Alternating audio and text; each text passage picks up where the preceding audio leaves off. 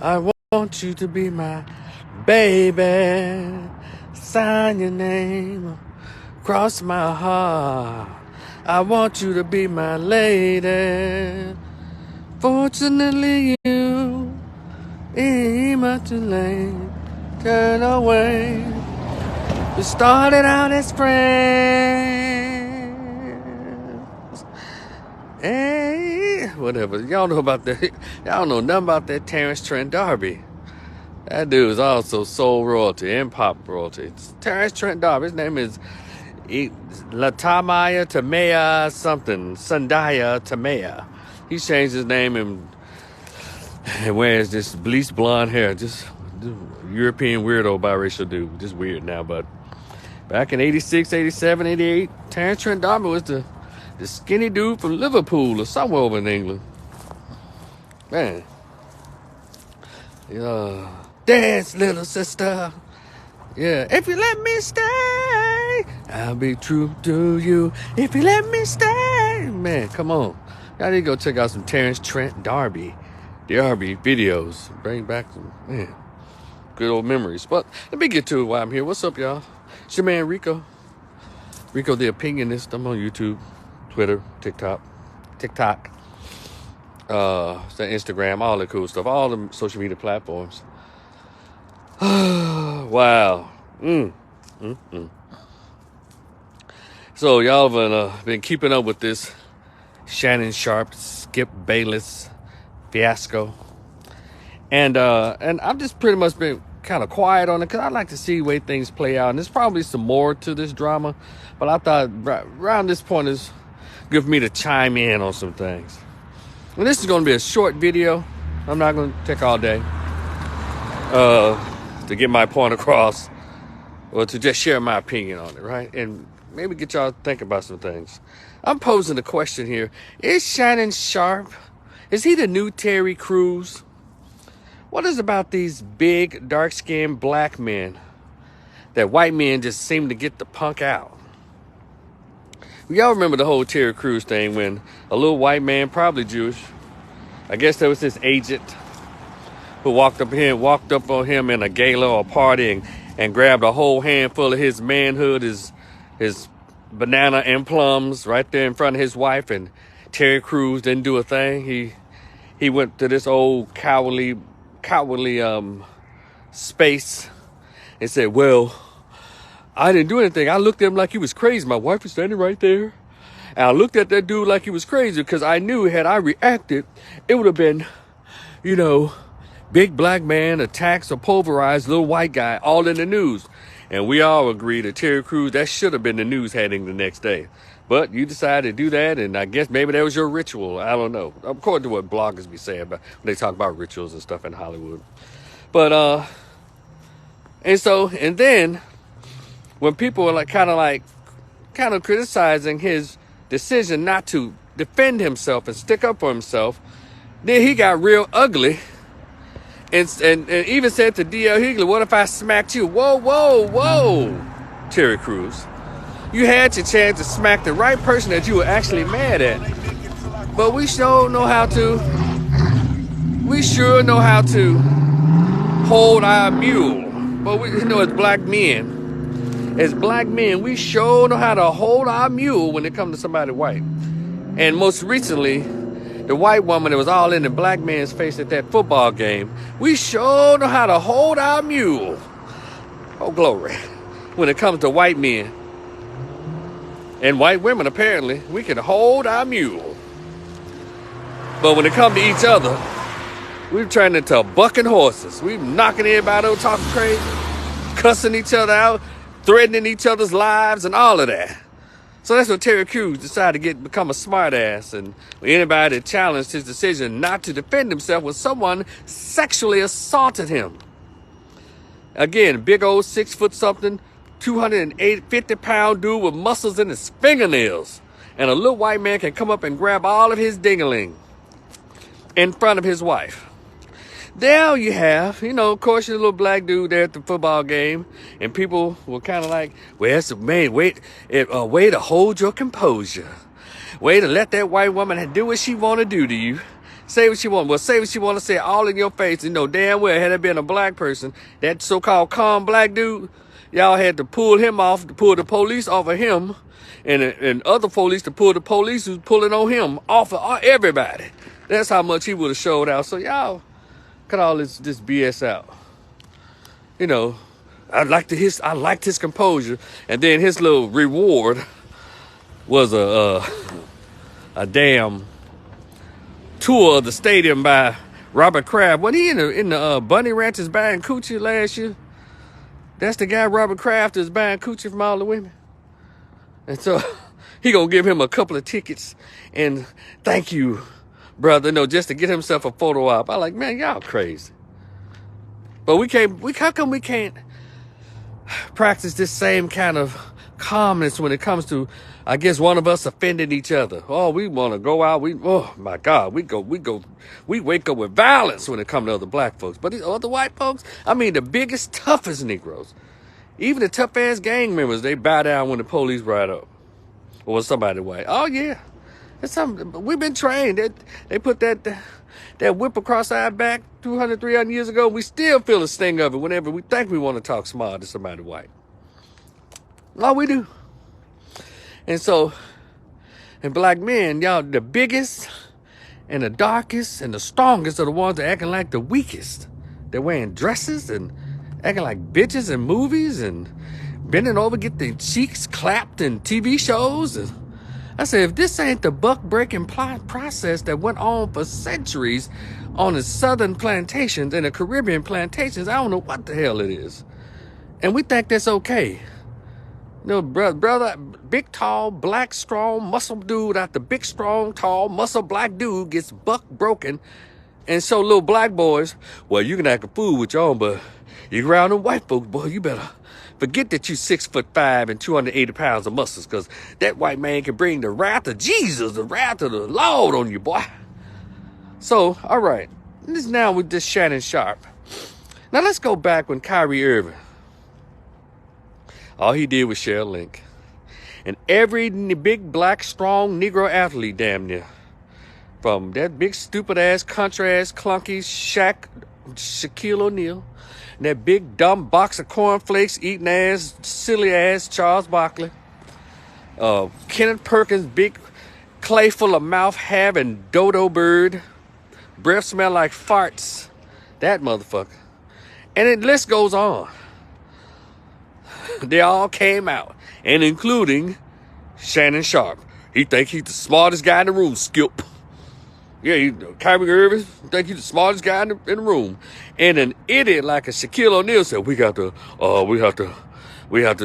all have to answer for this idiot. You know, just a retard. But Shannon had a whole lot of mouth. About Kyrie Irving, his brother. What's up, Anthony, my man? Shy Gillis, what's up? And so, then all of a sudden, Shannon Sharpe was given his N-word wake-up call. You messed around and disagreed or had a legitimate critique against, what's that son of a, how come he's married to Gisele Bundchen. What's his name? Played for the Bengals. He's 45 years old, going on 50. Mary Max, what's up? What's his name? The great white hope of football, of sports. Gisele Bundchen's husband, ex-husband. Why can't I remember this honky's name? Well, somebody put up here. What's his name? Damn.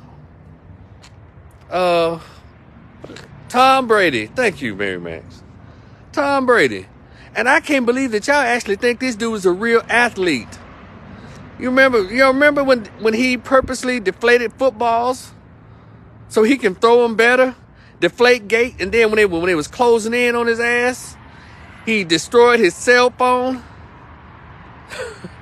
And y'all really think the sport is for real? Y'all really think he's the GOAT? He's a cheater. And y'all let that slide.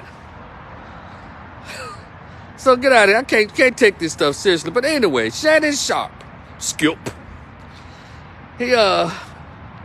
disrespected HBCU. If I had a chance to go somewhere else, I'd never go to Savannah State. Oh, he was showing his ass. Skip. So, but then Skip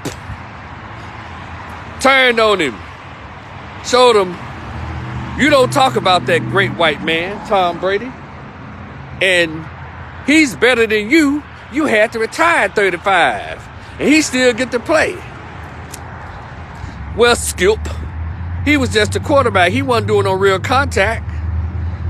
And so it was totally disrespectful, totally minimizing all of the gifts and the skills of Shannon Sharpe. And Shannon Sharpe, he didn't have that smoke for Skip the way he did for Kyrie Irving, and the way that same kind of condescending energy he had for Savannah State, the HBCU, the black college that made his big, black, muscular, so-called masculine ass possible, that made his career possible. Because he even said it, I couldn't get in nowhere else.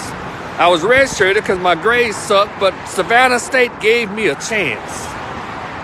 When Savannah State gave him a chance, he took that chance and he went on into NFL glory, Pro Bowler, Super Bowl. But he read his resume to Skip. When Skip told him, you're jealous of him because he's better than you. And that made Shannon Sharpe take his glasses off. I mean, that pissed him off. But again, he was trying to be, having a back and forth. And Skip just sitting his little wrinkled vampire ass just sitting there talking trash. And Shannon was so mad that usually we hear Skip.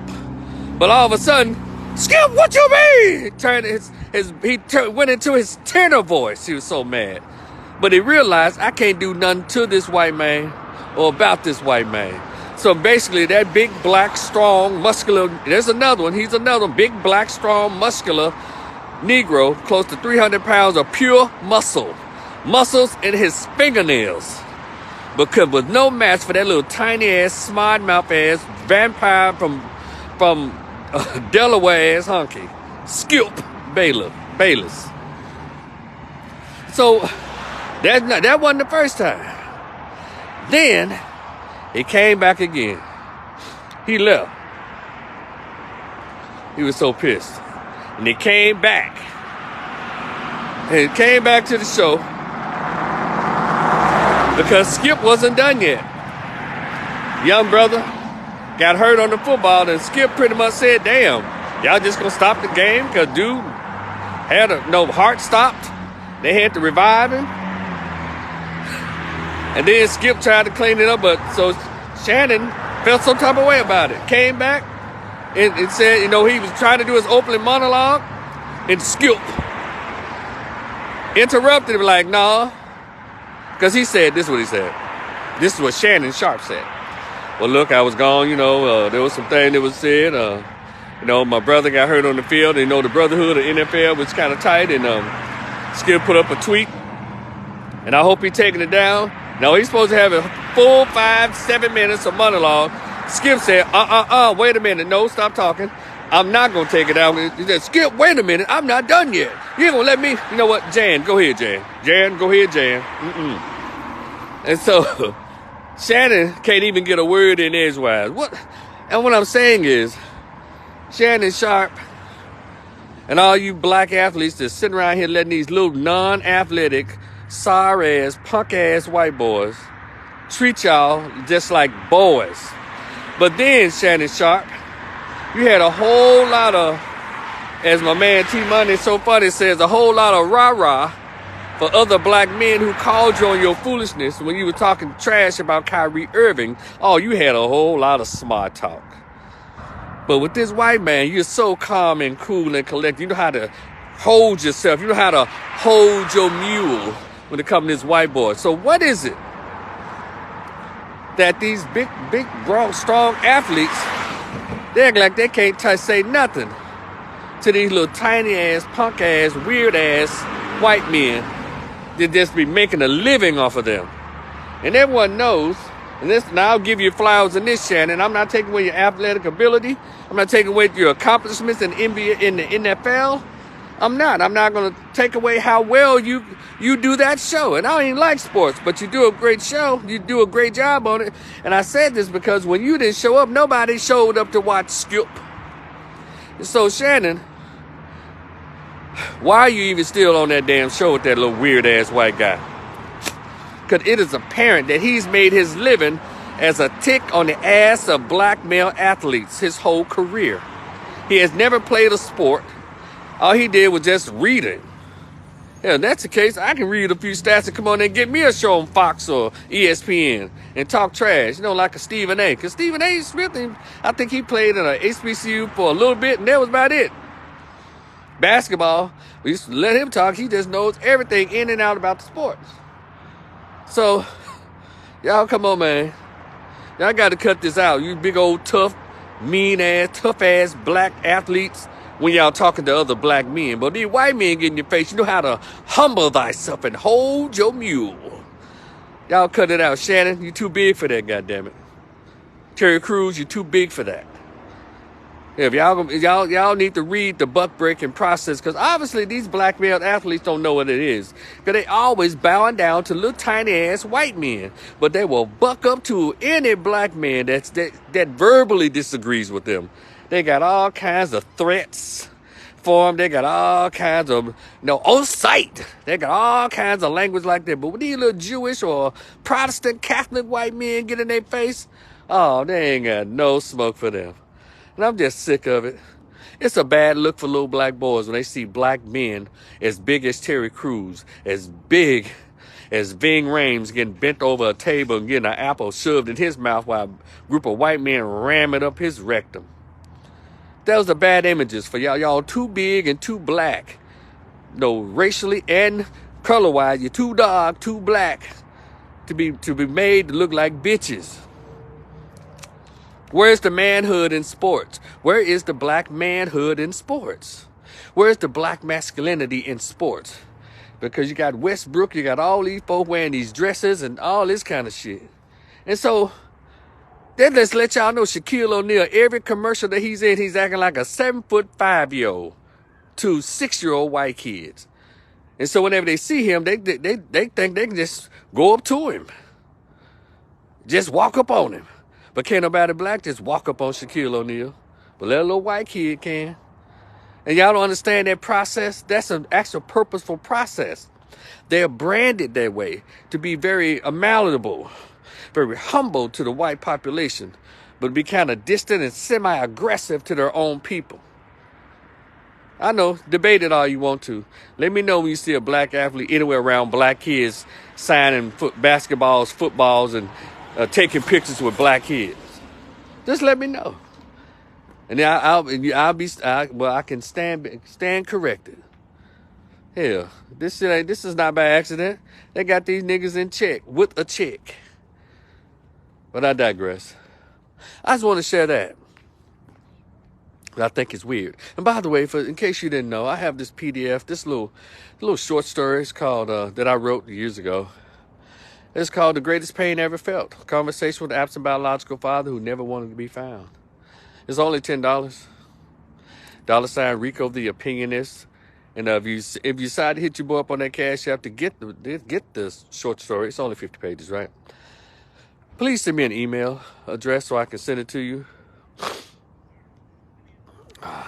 Just say, "Hey, Ernest, what's up?" We say, "Those cats know their assignment and they're playing it to the hilt." That's right. It doesn't make any sense, but the image is terrible. And so, check me out. It's a cool little short story, about 50 pages. It talks about when I met my dad for the first time and when I found out about him by accident, because it was actually, I think it was a secret. That's why I said by accident. My aunt accidentally let it slip out who he was. So rest in peace, Aunt Pat. But yeah, check it out. It's pretty cool. The Greatest Pain Ever Felt: Conversation with an Absent Biological Father Who Dared to Be Found. And anyway, I just want to share that. What's up, Jeffrey? Jeff go way back. That 2008, Jeff? To the UTK. So, but anyway, bro, y'all be cool. Unless y'all, let me see. I'm about to say if y'all want to talk in, but if y'all want to talk, there's a little button. If y'all got something you want to say real quick before my next client come in, 15 minutes? Anybody want to share their thoughts on it? Press that little green or red button. I'll talk to you. Let me know what you think about it, or ask me a question about it. There's a little button there. I think I got a couple of people in here who'd like to, if you'd like to share your thoughts. There's a little red or green button there. Press that and I invite you in. Real quick. Okay. But if not, it's cool. We'll talk again. I think I'm going to do another live later on this evening. There's some foolishness that's going on elsewhere. And I'm up to 203 people on my road to 1,000. So I thank y'all so much. Those of you who subscribe, who have subscribed and continue to subscribe, I thank you. I'm on that road to 1,000. Yeah. Y'all know what that means, right? Monetization. But yeah, so I'm still on that road to 1,000. I appreciate you. We're going to have these conversations. We're going to talk about whatever it is on your mind and as well as on my mind. I'm Rico the Opinionist, and I thank y'all so much. Hold on. Missed today's topic, always relevant and thought-provoking. Well, Jeffrey, you can always just come back on the page and just listen to the playback. That's all. If you miss it, and then share it if you want to. But y'all, be cool. We'll talk later. Peace.